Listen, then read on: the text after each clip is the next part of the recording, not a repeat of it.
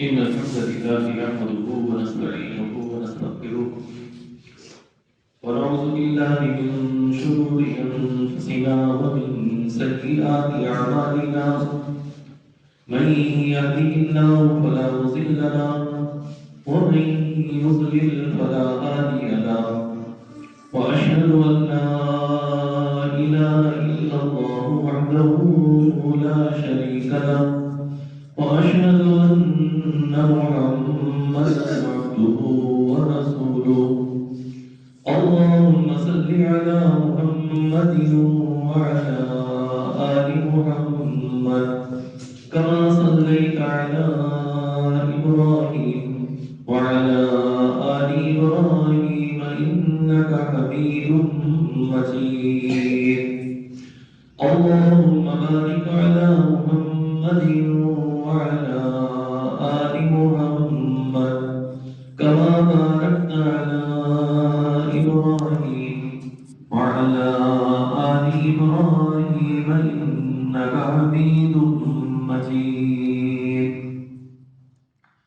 سبحانك لا علم لنا إلا ما علمتنا إنك أنت العليم الحكيم رب اشرح لي صدري ويسر لي أمري واحلل عقدة من لساني يفقهوا قولي أما بعد فإن خير الحديث كتاب الله وخير الهدي هدي محمد صلى الله تعالى عليه وسلم وشر الأمور محدثاتها وكل محدثة بدعة وكل بدعة ضلالة وكل ضلالة في النار أعوذ بالله السميع العليم من الشيطان الرجيم من همزه ونفخه ونفسه بسم الله الرحمن الرحيم إن الذين كفروا وماتوا وهم كفار فلن يقبل من أحدهم ملء الأرض ذهبا ولو افتدى به أولئك لهم عذاب أليم وما لهم من ناصرين.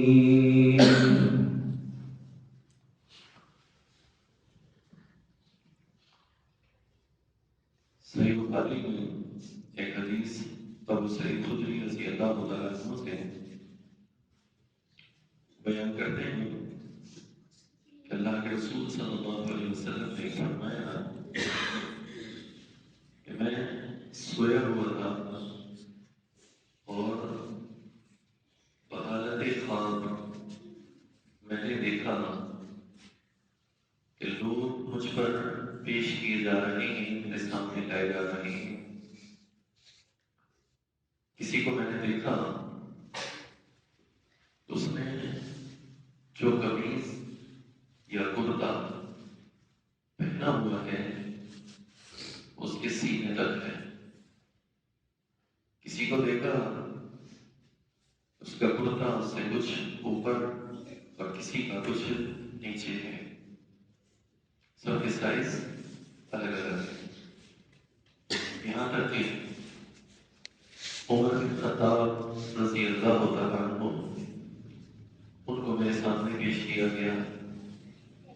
میں نے دیکھا کہ ان کا کرتا زمین پر گھس رہا تھا اور اسے سمیٹ رہے تھے. یعنی عمر رضی اللہ تعالیٰ عنہ کی قمیض اتنی لمبی تھی، ان کا کرتا اتنا لمبا تھا. یہ ایک خواب تھا جو پیغمبر علیہ السلام نے بیان کر دیا.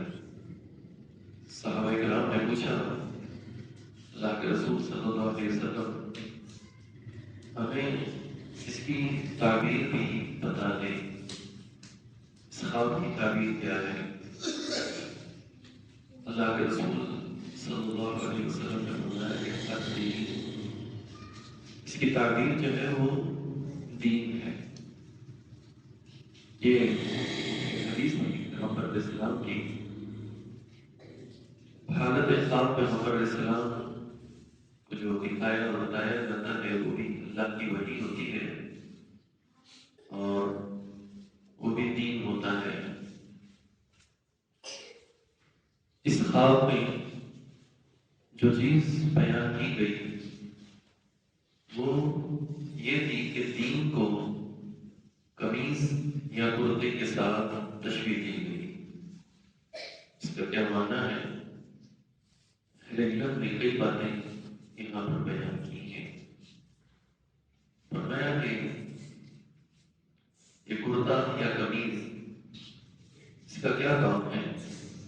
یہ انسان کے جسم کو، اس کے بدن کو ڈھانپ دیتا ہے۔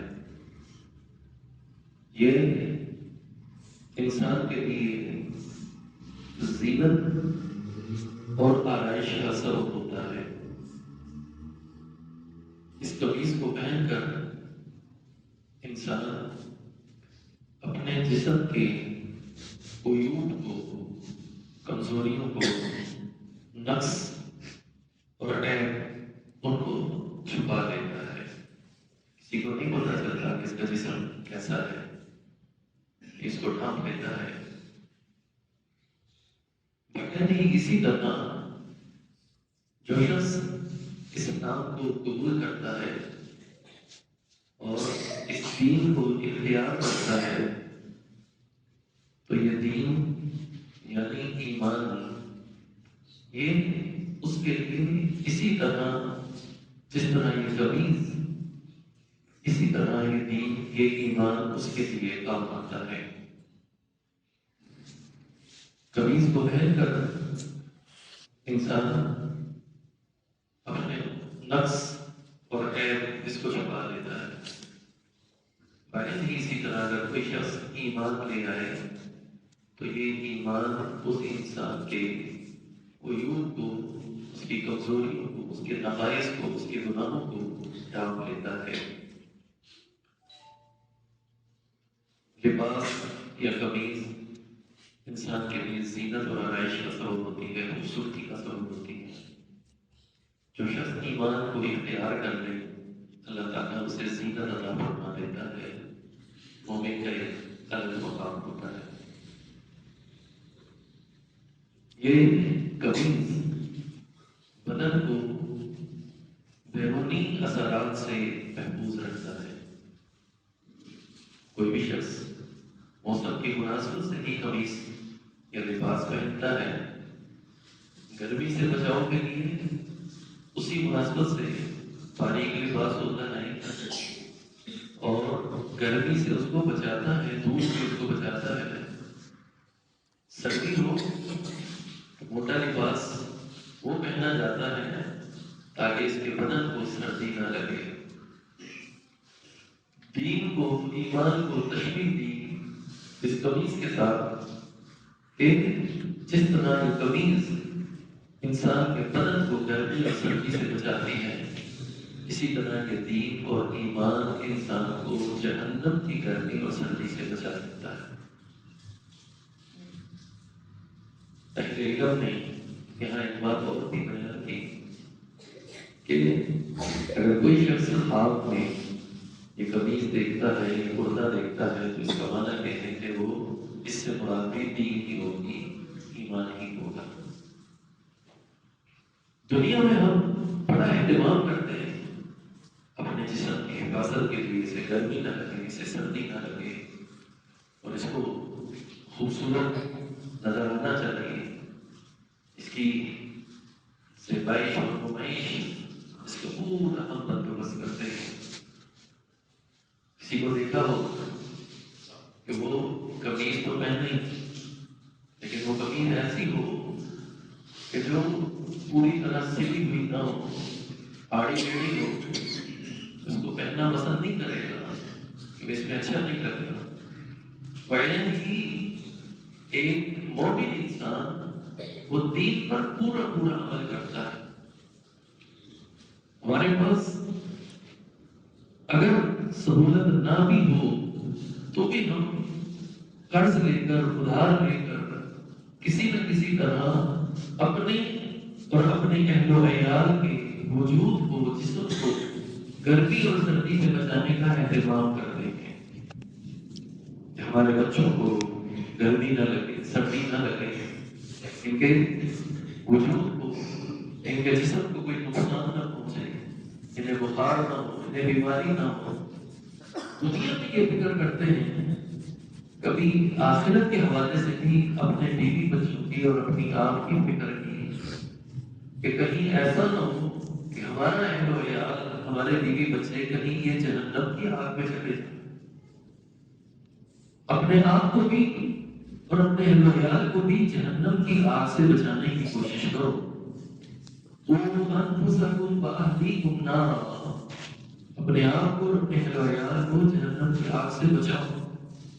اس کے لیے پورا اہتمام کرو، جیسے دنیا میں یہ اہتمام کرتے ہو اسی طرح اس آخرت کے لیے بھی اہتمام کرو اور پوری کوشش کرو کہ ہمارے اہل و عیال، ہمارے بیوی بچے، ان کو جو ہے وہ کوئی تکلیف نہ آئے، ان کی آخرت بھی اسی طرح جو ہے وہ صبر کرے۔ تو یہ اس حدیث سے ہمیں ایک سبق ملتا ہے کہ جس کی طرف ہمیں توجہ کرنے کی ضرورت ہے۔ انسان کا جو ہے وہ معاملہ اس طرح ہے کہ دنیا کے حوالے سے تو یہ بڑی کوششیں کرتا ہے، لیکن آخرت کے حوالے سے غافل ہوتا ہے۔ آپ یقین کیجیے، اللہ تعالیٰ نے جو نعمتیں ہمیں عطا کی ہیں، ان نعمتوں میں سب سے بڑی اعلیٰ نعمت وہ دین اسلام ہے، وہ ایمان کی دولت ہے۔ ایمان کی دولت سے بڑھ کر، اس نعمت سے بڑھ کر اور کوئی نعمت اس کائنات کے اندر نہیں۔ تو اگر یہ توحید و سنت، یہ دین اسلام اگر ہمیں حاصل ہوا ہے، ایمان جیسی نعمت اللہ نے ہمیں عطا کی ہے، تو ہمیں اس کی حفاظت کرنی ہے، ہمیں اس کی فکر کرنی ہے۔ اس کی زیادہ فکر کرنے کی ضرورت اس لیے بھی ہے کہ یہ ایمان گھٹتا اور بڑھتا بھی رہتا ہے، اور بعض اوقات ہماری گناہوں کی وجہ سے یہ ایمان ہمارے اندر سے نکل بھی جاتا ہے۔ کتنی بد نصیبی ہے اس انسان کی جو اس ایمان کو پانے کے بعد اسے ضائع کر دیتا ہے۔ ہمیں اس کی قدر و قیمت کا اندازہ نہیں۔ جو آیت میں نے شروع میں پڑھی، بسم اللہ رب العالمین نے ہمیں اسی حوالے سے یہ بات سمجھائی۔ فرمایا کہ ان الذین کفروا وماتوا، بے شک وہ لوگ کہ جنہوں نے کفر کیا، اسلام قبول نہیں کیا، جو ایمان لے کر نہیں آئے، وماتوا، اور ان کی موت آئی اس حال میں کہ وہم کفار، وہ ایمان کی نعمت سے محروم تھے۔ پہلے ایمان نہیں لائے، آخر تک نہیں لائے، موت بھی کفر پر آئی، ایمان ان کو نصیب نہیں ہوا۔ اللہ رب العالمین نے فرمایا فَلَنْ يُقْبَلَ مِنْ أَحَدِهِمْ مِلْءُ الْأَرْضِ ذَهَبًا وَلَوِ افْتَدَىٰ بِهِ۔ اب قیامت کے دن یہ لوگ اگر یہ چاہیں کہ اللہ کے عذاب سے بچنے کے لیے اپنے بدن کو تکلیف اور مصیبت سے بچانے کے لیے، اب اگر قیامت کے دن یہ چاہیں کہ یہ فدیے کے طور پر اس غلطی کا ازالہ کرتے ہوئے فدیے کے طور پر اللہ کی بارگاہ میں یہ زمین بھر کر سونا، پوری زمین سونے سے بھری ہو، وہ ان کے پاس ہو، اور یہ فدیے کے طور پر دینا چاہے اور چاہے کہیں کہ ہم یہ دے دیں اور جہنم کے عذاب سے اور قیامت کے دن کی سختیوں سے بچ جائیں، اللہ فرماتا ہے کہ فَلَنْ يُقْبَلَ، ہرگز اس کو قبول نہیں کیا جائے، اس کو قبول نہیں کیا۔ یعنی اس ایمان کی قیمت اتنی ہے کہ اگر زمین بھر کر سونا، پوری زمین سونے سے بھر کر وہ ایک طرف ہو اور دوسری طرف ایمان ہو، تو اگر انسان کو ایمان مل جائے اور یہ ساری دولت اس کے ہاتھ سے نکل جائے تو یہ سودا نفع کا سودا ہے، یہ قیمتی سودا ہے، اس میں کوئی نقصان نہیں۔ یہ ایمان کی قیمت ہے، یعنی پوری زمین حملہ نہیں کر سکتی، فطری کے طور پر نہیں ہو سکتی۔ توحید و سنت کی تو دولت اور نعمت یہ ایمان کی صورت میں اللہ نے جو ہمیں عطا کی ہے، اس سے اندازہ کیجیے کہ یہ کتنی قیمتی دولت ہے۔ یعنی اس کا کوئی نعمت بدل ہے ہی نہیں، کوئی نعمت بدل نہیں۔ مزید وضاحت اس کی اس طرح سمجھ، اللہ کے رسول صلی اللہ علیہ وسلم نے فرمایا کہ جب لوگ جنت میں چلے جائیں گے اور جہنمی جہنم میں چلے جائیں گے تو اللہ رب العالمین ایک جہنمی کو، وہ جہنمی جسے سب سے ہلکا ترین عذاب دیا جاتا ہے۔ جہنم میں عذاب کی قسمیں ہیں، کوئی جہنم میں اوپر، کوئی نیچے، کوئی اس سے نیچے، کوئی جہنم کی پستیوں میں، کسی کے پورے وجود پر جہنم کی آگ، کسی کے آدھے وجود پر، کوئی شخص ایسا بھی ہوگا جسے سب سے ہلکا عذاب دیا ہے۔ ان اهون اهل النار عذابا يوم القيامه لرجل يوزع في قدميه جمرتان يغلي منهما دماغه۔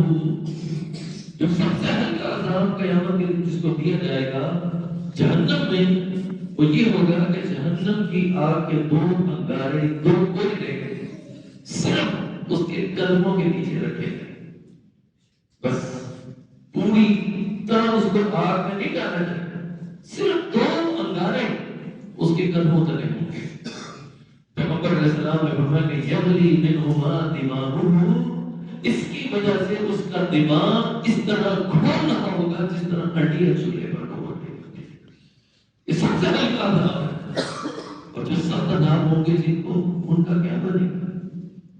اس عذاب سے بچنے کا اللہ نے حکم دیا کہ اپنے آپ کو، اپنے اہل و عیال کو اس عذاب سے، اس آگ سے، اس جہنم سے بچانے کی کوشش کریں۔ تو جسے ہلکا عذاب دیا جا رہا ہوگا، سب سے ہلکا عذاب، اللہ اس کو پوچھے گا، اے بندے مجھے بتا، اگر یہ پوری زمین، دنیا کی پوری زمین خزانوں سے بھر کر تجھے دے دی جائے تو کیا تو یہ پسند کرے گا کہ یہ پوری دنیا کے خزانے دے دے؟ پوری دنیا کے خزانے تو دے دے، اور اس کے بدلے میں تجھے جہنم کی آگ سے نکال دی جائے، کیا تو راضی ہے اس سودے پر؟ کہے گا کہ یا اللہ، آج اس دنیا کے پیچھے ہم بھاگتے ہیں اور ایسے کام کرتے ہیں جو ہمیں جہنم میں لے جانے والے ہیں۔ ذرا سوچو تو صحیح، اس جہنم کی آگ میں پورا نہیں ڈالا گیا ہے، صرف ہلکا سا عذاب ہے۔ کہے گا ہاں بالکل، اللہ کہے گا تو جھوٹا ہے، میں نے تو تجھ سے بہت چھوٹا سا سوال کیا تھا، اور وہ یہ تھا کہ تو دنیا میں میرے ساتھ کسی کو شریک نہ ٹھہرانا، توحید پر قائم ہو جانا، توحید کو اختیار کرنا۔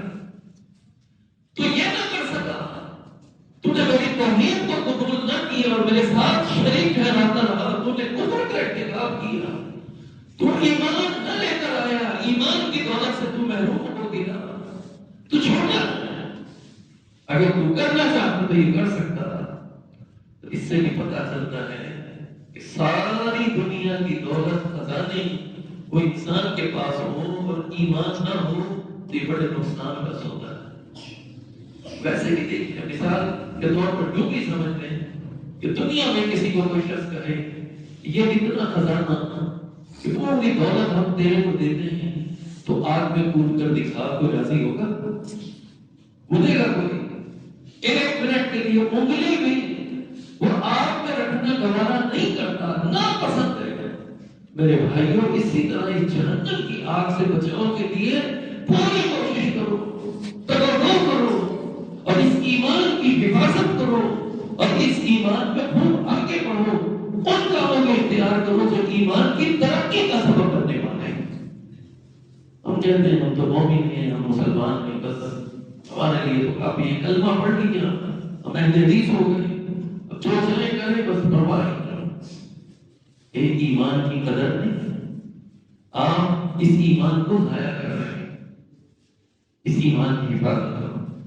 جو حدیث ہم نے شروع میں آپ کو بیان کی کہ کسی کا لباس کا قمیص وہ سینے تک، کسی کی اس کے نیچے، کسی کی سے اوپر، تو امام بخاری رحمہ اللہ یہاں پر یہ بیان کرتے ہیں کہ دین سے مراد ایمان ہے، اور یہ ایمان سب کا ایک جیسا نہیں، اور یہ ایمان کم اور زیادہ ہوتا ہے۔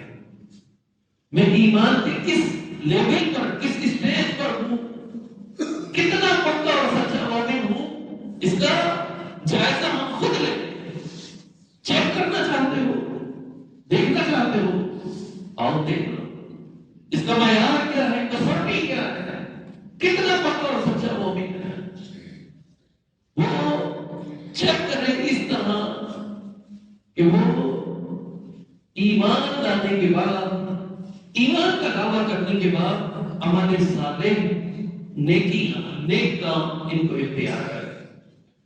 ایمان اور عمل صالح لازم و ملزوم ہیں۔ جتنا آپ نیکیاں زیادہ کرتے ہیں، گناہوں سے بچتے ہیں، اتنا ہی ایمان میں آپ ترقی کر رہے ہیں، اتنا ایمان آپ کا بڑھ رہا ہے۔ اور جتنا عمل میں کمزور ہیں، نماز میں کمزور ہیں، فرائض میں کمزور ہیں، اذکار میں کمزور ہیں، قرآن کی تلاوت سے دور ہیں، گناہوں کے اندر ہیں، اتنا آپ کا ایمان کمزور ترین ہے۔ اور بعض اوقات یہ ایمان اتنا کمزور اور اتنا کم ہو جاتا ہے کہ رائی کے دانے کے برابر ایمان انسان کے دل میں رہ جاتا ہے، رائی کے دانے کے برابر۔ اور بعض اوقات یہ ایمان مکمل نکل جاتا ہے اگر اس کی حفاظت نہ کرو تو ایمان چیک کرنا ہے، اعمال چیک کرو، نمازوں کو دیکھ لو، فرائض کو دیکھ لو، سنت اور نوافل دیکھ لو، صبح شام کے اذکار دیکھ لو، قرآن کی تلاوت دیکھ لو۔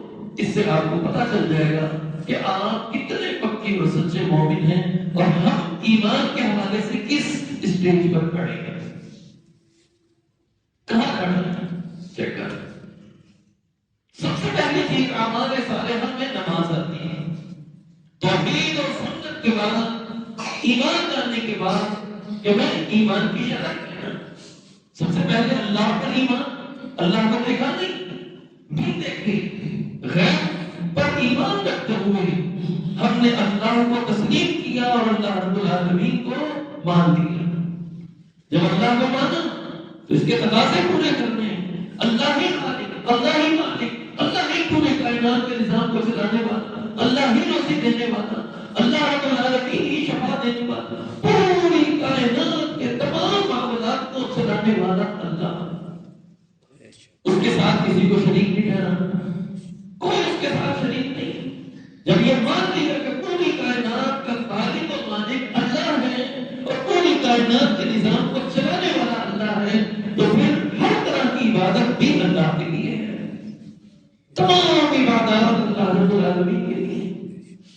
یہ ایمان ہے۔ اس کی اور بھی شرائط ہے، اللہ کے رسول پر ایمان، ملائکہ پر ایمان، جو انبیاء گزر چکے ہیں ان پر ایمان، جو اللہ کے پیغمبر ہیں ان سب پر ہمارا ایمان، محمد رسول اللہ صلی اللہ علیہ وسلم پر ایمان۔ کیا مانا کہ اللہ کے رسول جو ہمیں کہے ہم نے وہ کرنا ہے، آپ کی اتباع اور فرمانبرداری یہ وہ چیز ہے گویا ہم نے اللہ کے رسول کو مانا۔ یہ توحید و رسالت ایمان کا تقاضا ہے۔ ملائکہ پر، فرشتوں پر ایمان ہو، ہمارے ایمان ہے مر کر قیامت کے دن اٹھنا ہے، زندگی کا حساب و کتاب دینا ہے، یہ ایمان۔ تقدیر پر ایمان، یہ ایمان کی بنیادی شرائط ہے۔ تو ایمان ان شرائط کو پورا کرتے ہوئے جب انسان اپنا جائزہ لے تو اس انداز سے اپنے آپ کو دیکھے۔ تو نماز جو ہے وہ یہ بنیادی فرض میں پہلی چیز ہے، اعمال صالحہ سب سے پہلی چیز ہے۔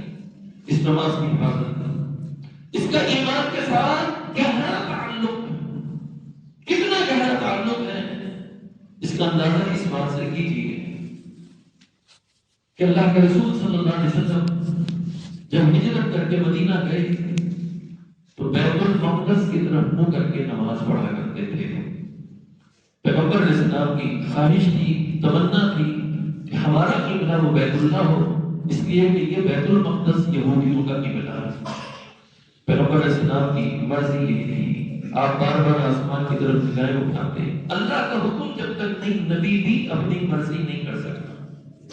نبی بھی اپنی مرضی نہیں کر سکتے۔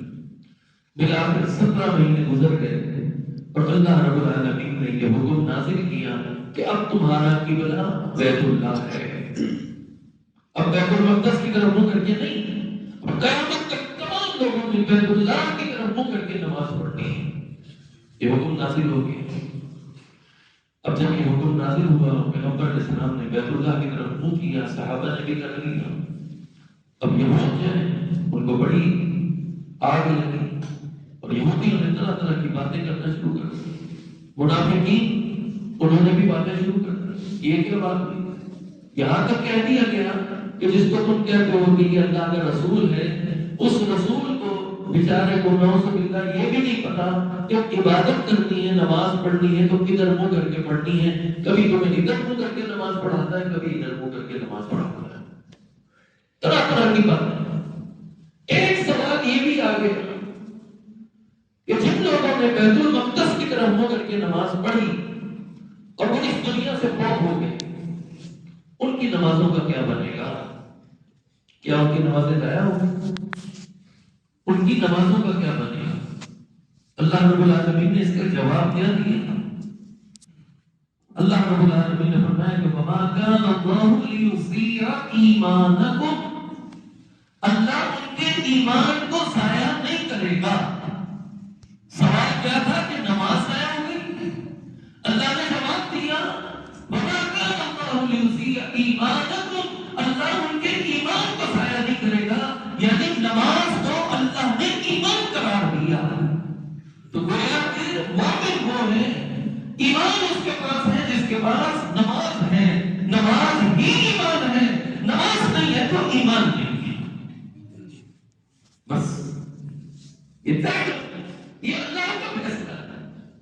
سوال نماز کے بارے میں تھا، اللہ چاہتا تو کہہ دیتا ان کی نمازیں ضائع نہیں ہوں گی، لیکن اللہ نے تعلیم دی، سبق دیا کہ اللہ ان کے ایمان کو ضائع نہیں کرے گا۔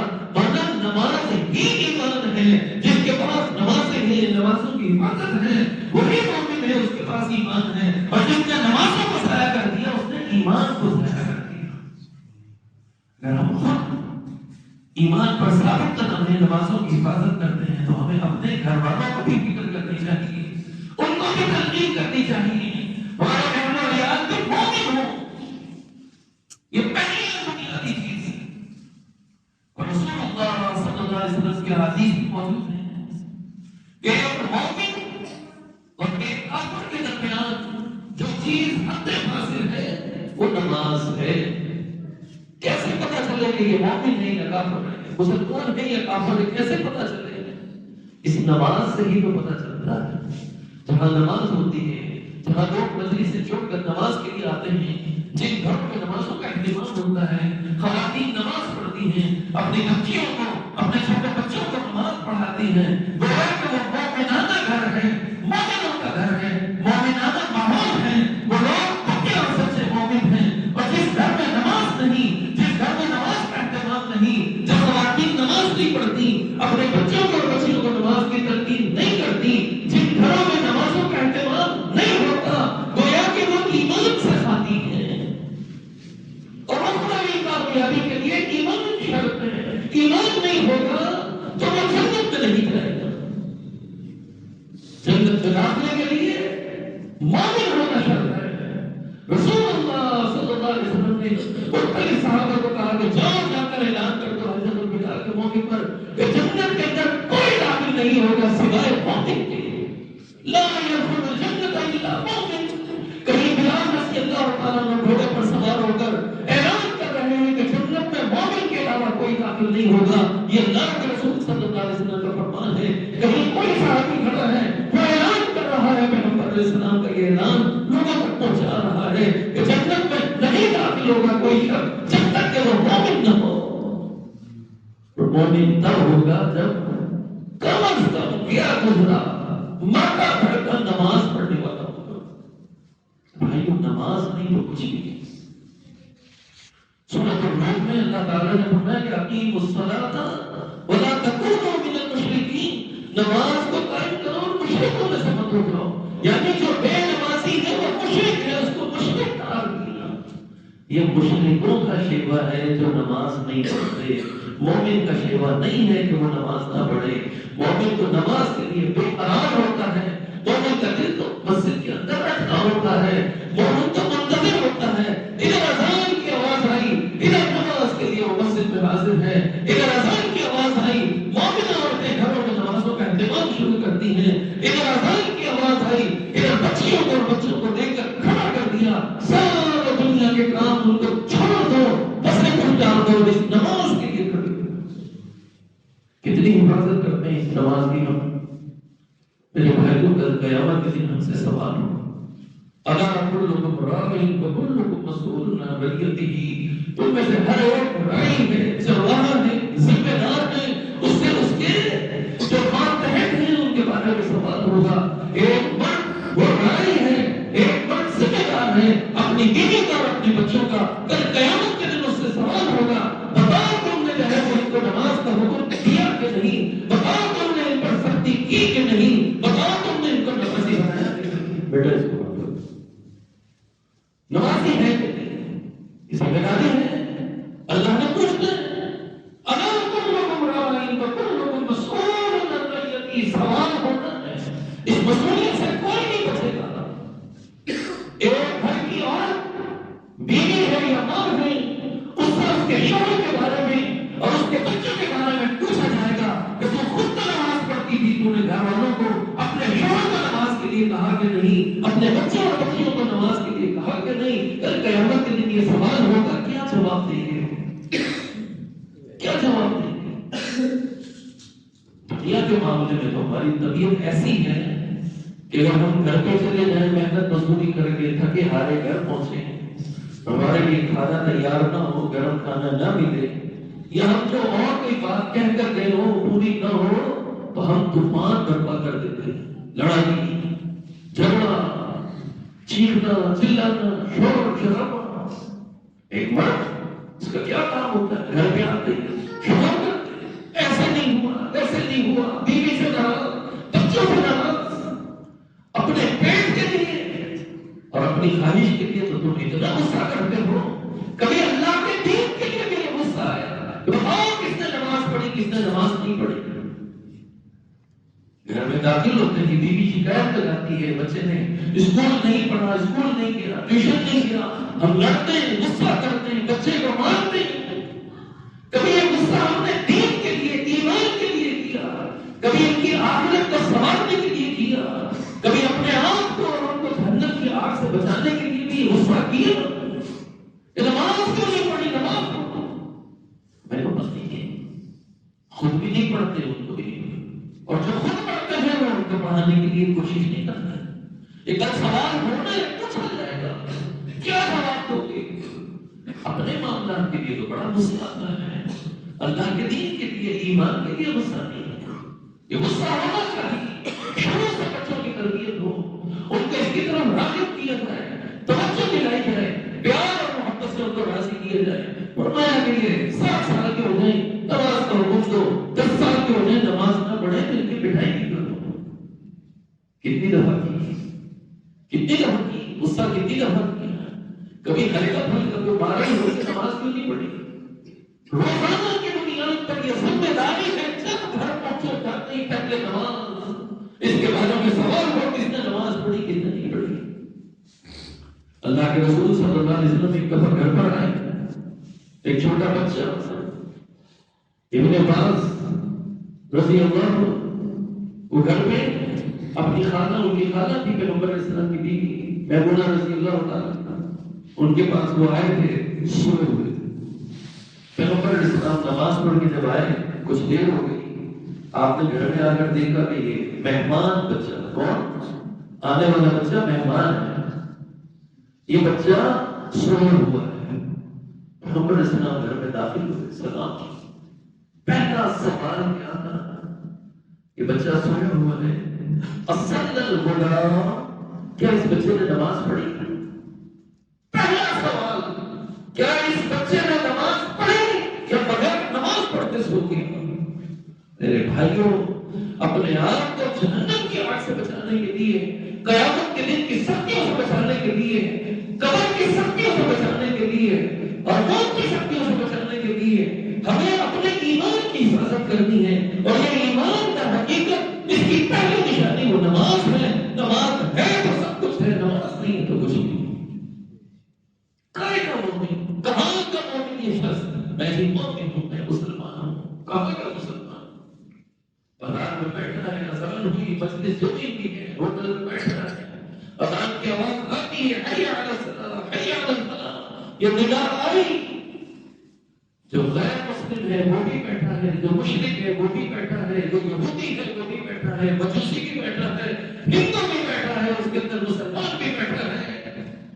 جس طرح ان کے کان پر جو نہیں ریتی، انہیں کوئی پرواہ نہیں، آواز نہیں آئی ختم ہو گئی. یہ مسلمان بھی اسی طرح ہے. کیا فرق ہے؟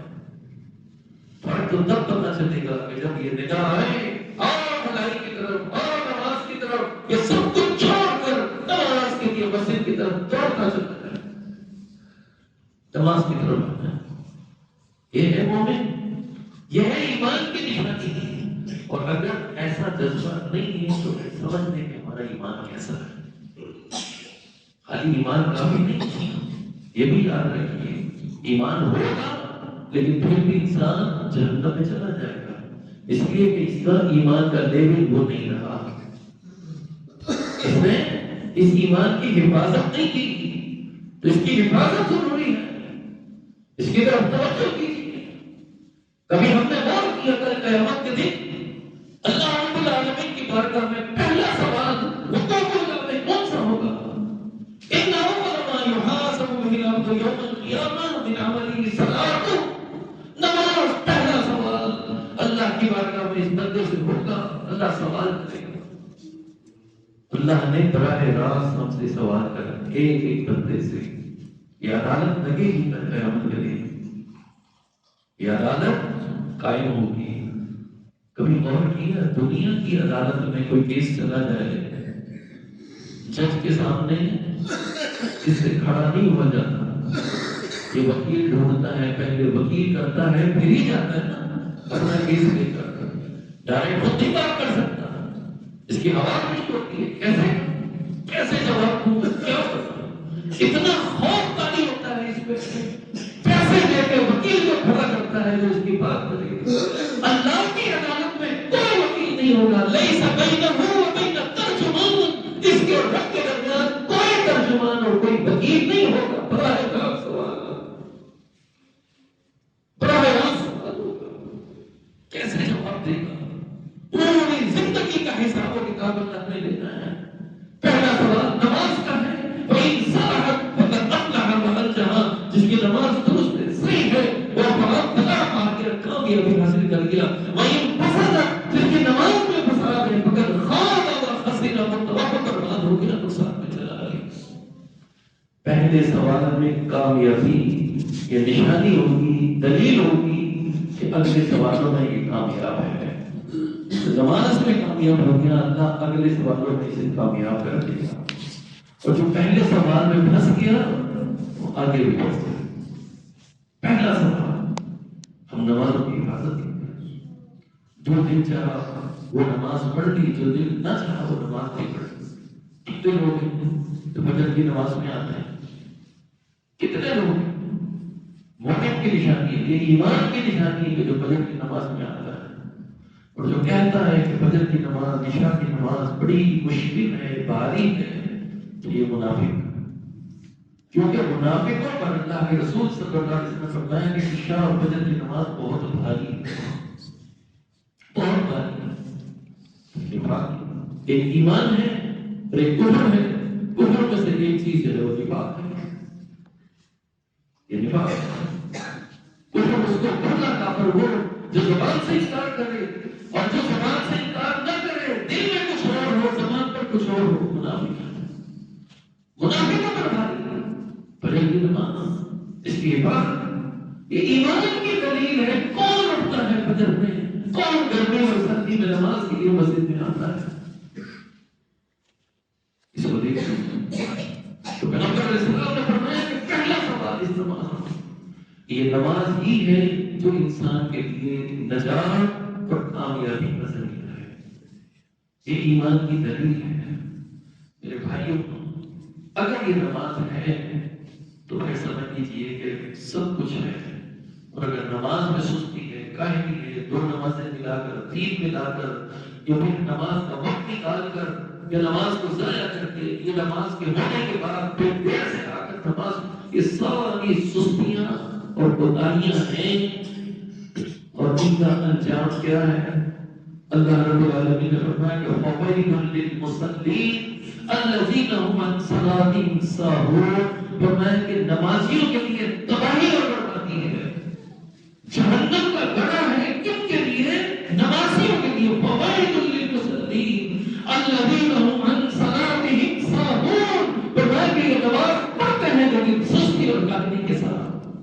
یہ نماز کی سستی ہے کہ ایک نماز کا وقت نکل جائے پھر اس کو پڑھو، یہ نماز میں سستی ہے کہ ایک رکعت نکل جائے پھر شامل ہو، یہ نماز میں سستی ہے کہ نماز باجماعت نہ پڑھے انسان، یہ ساری سستی اور کاہلی۔ اور اللہ کہتا ہے کہ نماز پڑھنے والے ہوں گے لیکن یہ سستی اور کاہلیاں، ان کی وجہ سے یہ جہنم کے گڑھے میں چلے جائیں گے جس کا نام بیت ہے۔ اللہ نہ کرے کہ یہ نوبت آئے۔ ابھی اپنی صلاح کر نمازوں کی حفاظت کیجیے، اس کے بغیر کوئی چارہ کار نماز ہی نہیں پڑھتے، حفاظت نہیں کرتے، خود نہیں کیجیے اپنے اہل و عیال کو بھی اس کی حفاظت کریں۔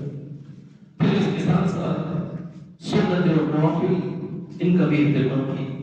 اللہ کے رسول صلی اللہ علیہ وسلم فرمائے کہ جب اس اللہ رب العالمین کے سامنے اس کی نماز، اس کے اعمال پیش ہوں گے، اس میں خامیاں ہوں گی، کوتاہیاں ہوں گی، سستی ہو جاتی ہیں ہر انسان سے، اس کے دور کرنے کا بھی سبب اور ذریعہ ہے، اور وہ کیا ہے؟ وہ یہ ہے کہ آپ نمازوں کے ساتھ، فرائض کے ساتھ سنتوں کا اہتمام کیا کرو، سنتیں نہ چھوڑو، سنت لازمی، اور پھر اس کے ساتھ ساتھ کچھ نہ کچھ نوافل بھی پڑھا کرو۔ صرف فرض پڑھ لینا یہ کافی نہیں۔ اسی حدیث میں جہاں پہلا سوال نماز کے بارے میں ہوگا، نماز درست تو سب کچھ درست، نماز خراب تو پھر آگے بھی سب چیزیں خراب۔ اسی حدیث میں آگے آتا ہے کہ اللہ تعالیٰ فرشتے سے پوچھے گا، حالانکہ اللہ جانتا ہے، اللہ جانتا ہے پھر بھی پوچھے گا کہ میرے اس بندے کی نماز میں جو کمی اور کوتاہی ہے اس کو دور کرنا ہے۔ اس بندے کے نامہ اعمال میں دیکھو، حل عبدی من تطوع، کہ اس کے نامہ اعمال میں کوئی نفلی نمازیں ہیں؟ حل عبدی من تطوع، فرض نماز، اب اس میں کوتاہیاں ہو ہی جاتی ہیں، کوئی نفلی نماز ہے؟ فرشتے دیکھیں گے، کہیں گے کہ اللہ اس کی سنت ہے، اس کے نوافل، اللہ رب العالمین کہے گا کہ ان کے ذریعے سے اس کی فرائض کی کوتاہیوں کو پورا کر دو، اور پھر اس انسان کے لیے جنت کا راستہ آسان ہے۔ سنت اور نوافل کا اہتمام۔ اللہ کے رسول صلی اللہ علیہ وسلم نے نماز کے حوالے سے بڑی ترغیب کی، فرائض کی حفاظت، اس کا بندوبست یہ لازمی ہے، اور یہ بات، یہ نقطہ بس نوٹ کر لو، اور اپنے اہل و عیال کو، بیوی بچوں کو نوٹ کرا دو کہ یہ دنیا کا سارا مانا متا، ذکر و زینت، آرائش، سب کچھ یہ بھید ہے، کم ہے، یہ سب بیکار ہے۔ اگر ہمارے پاس ایمان ہے تو سب کچھ ہے، ایمان نہیں ہے تو کچھ بھی نہیں۔ آپ کے پاس بے پناہ زمینیں، بے پناہ دولت ہے، اس کا جمال ہے، شباب ہے، قوت ہے، طاقت ہے، آپ کے پاس پوری فوج ہے، کسی کام کی نہیں اگر ایمان نہیں۔ ایمان ہے سب کچھ ہے۔ ایمان کی قیمت کے بارے میں نے پہلے بتایا، اور ایمان کیا ہے؟ نماز ہی ایمان ہے۔ یہ پہلا نقطہ، نماز ہی ایمان ہے۔ نماز ہے تو ایمان ہے، نماز نہیں ہے تو ایمان نہیں۔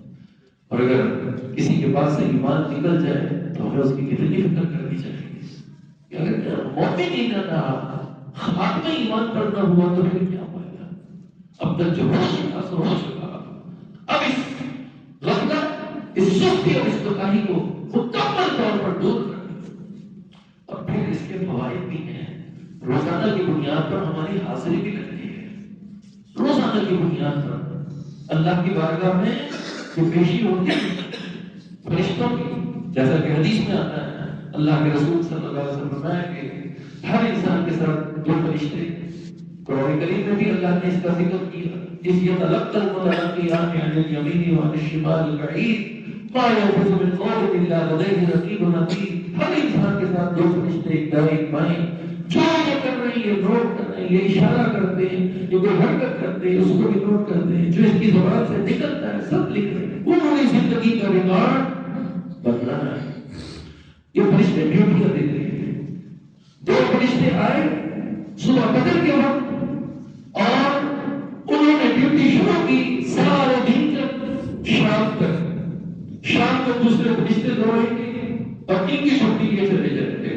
تو ان فرشتوں کی آپس میں ملاقات ہوتی ہے، ایک فجر کے وقت اور ایک عصر کے وقت، یعنی فجر والے فرشتے وہ عصر میں واپس جاتے ہیں اور آسمان سے دو فرشتے وہ عصر کے وقت آتے ہیں اور ساری رات ڈیوٹی دے کر فجر کے وقت وہ واپس جاتے ہیں۔ تو ان فرشتوں کی آپس میں جو ہے وہ ملاقات ہوتی ہے، دو فرشتے آئے دو چلے گئے۔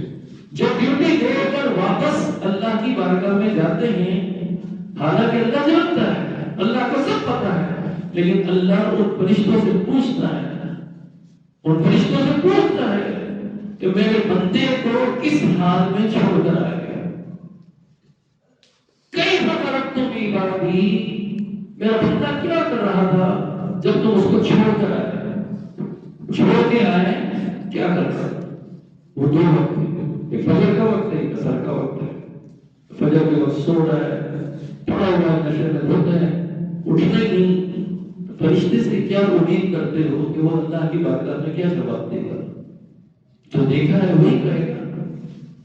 اور عصر کے وقت جب وہ چھوڑ کر گیا تو اس وقت اس کے آرام کا وقت، صاحب آرام فرمانا، صاحب نماز کے لیے نہیں آ سکتے، کبھی گرمی لگتی ہے کبھی سردی لگتی ہے، اور فرشتے نے وہی جواب اللہ کو دینا ہے۔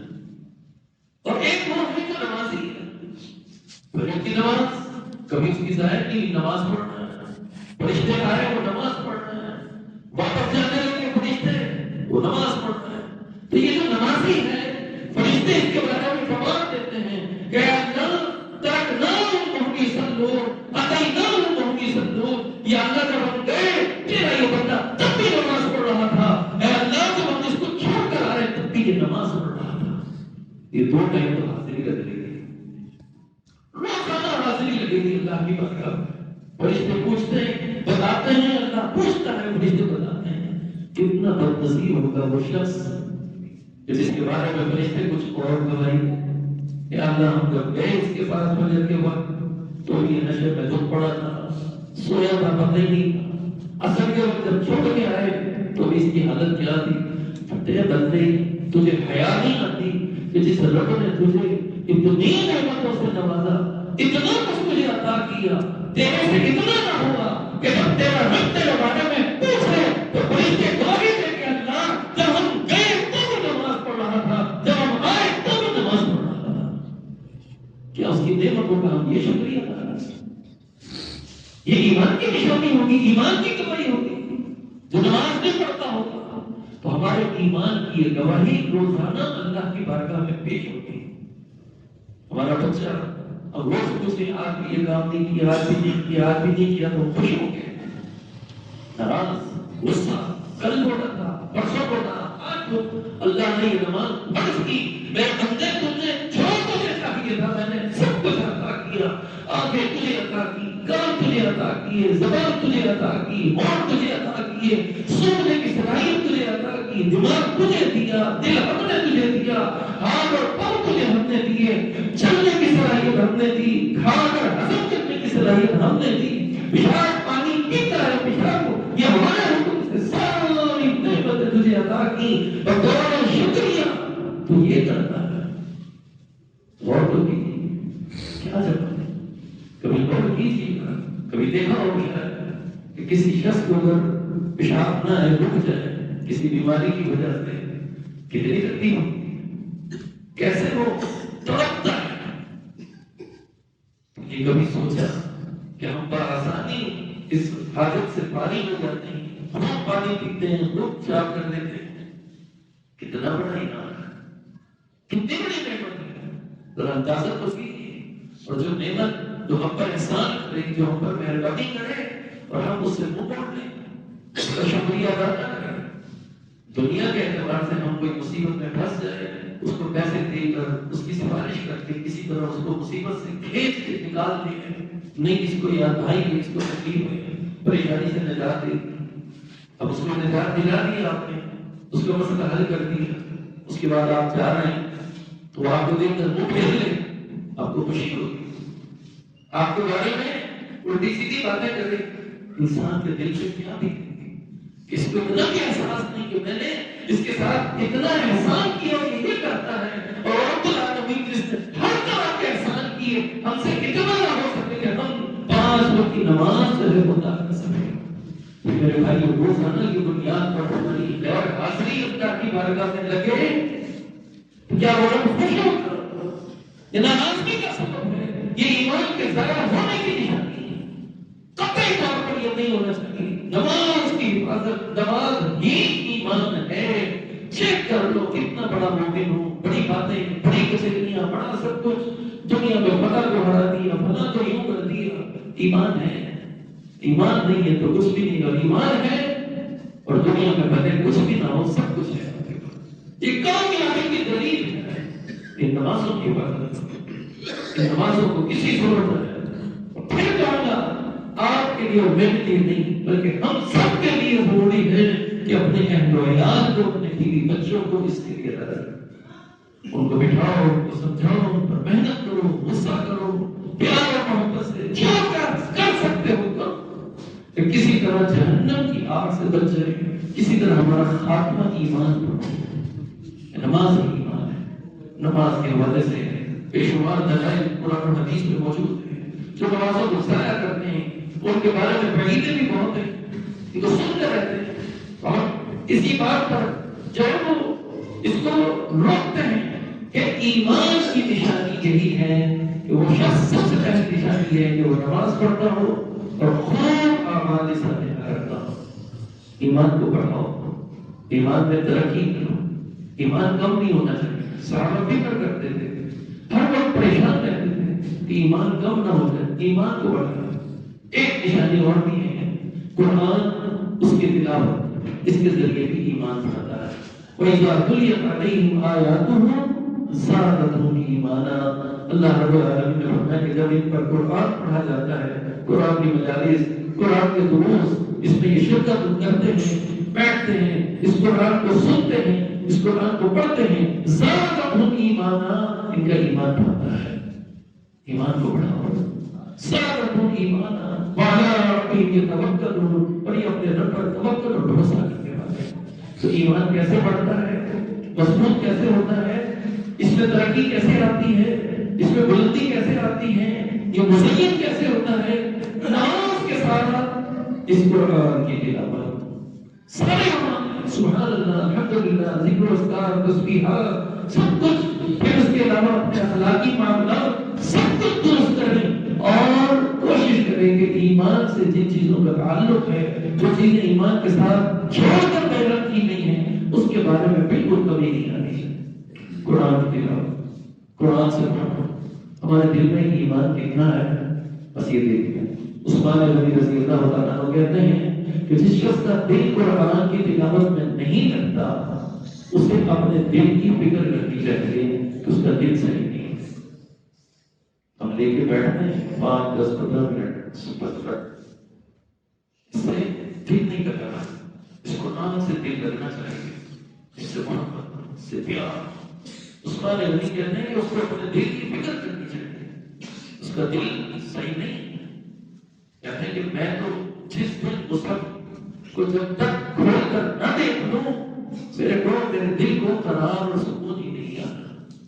اور عثمان غنی رضی اللہ تعالیٰ عنہ اتنی قرآن کی تلاوت کرتے ہیں، اتنی قرآن کی تلاوت کرتے ہیں، اتنا قرآن کو پڑھتے ہیں، اتنا قرآن ان کے سامنے ہوتا، ہر وقت اس کو دیکھنا پڑھنا کہ وہ مصحف جو ہے اس میں لکھی ہوئی تحریر وہ بھی ہے مٹنے جیسی، اتنا قرآن ایسے قرآن سے محبت کہ حالات میں کہ جب پورا ان پر حملے کی تیاری ہے، اس حالت میں بھی جب ان کو شہید کرنے کے لیے آ رہے ہیں تب بھی عثمان غنی کے سامنے قرآن ہی پڑھا ہے اور قرآن کی تلاوت کرتے کرتے ہی شہید ہو جاتا ہے۔ قرآن سے محبت ہے، قرآن سے پیار ہونا چاہیے، زندگی کا حصہ بناؤ۔